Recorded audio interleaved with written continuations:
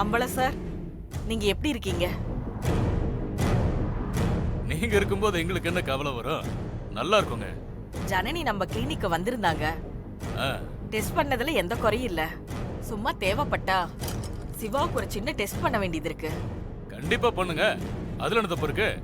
நீங்க சிவாவையும் ஜனனியே கிளினிக் அனுப்பி வைக்கிறீங்களா? துளசி துளசி கூடவே துளசியே அனுப்பி வைங்க. துளசி கூட இருந்தா ஜனனிக்கு பயம் இல்லாம இருக்குல்ல.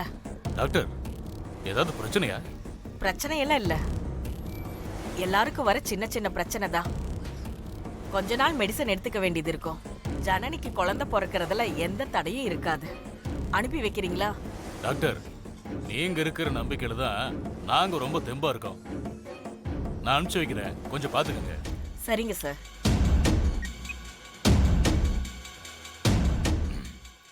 சலாம். சொல்லுங்க. ஜனனி, சிவா, துளசி 3 பேரையும் கூட்டு வாயேன்.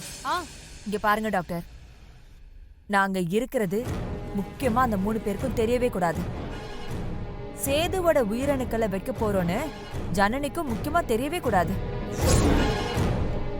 ஜனனிய பொறுத்த வரைக்கும் சிவாவோட உயிரணுக்களை எடுத்து துளசிக்கு வைக்க போறதா தான் அவகிட்ட சொல்லணும். டாக்டர், துளசிக்கு இது எதுவுமே தெரியக்கூடாது.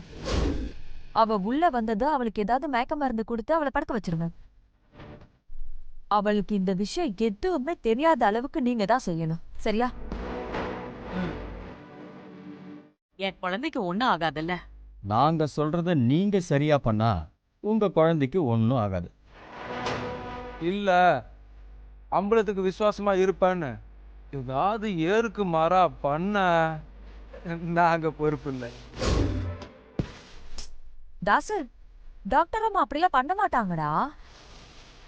டாக்டருக்கு இருக்கிறதே பாவம் ஒரே ஒரு குழந்தை இல்ல டாக்டர்?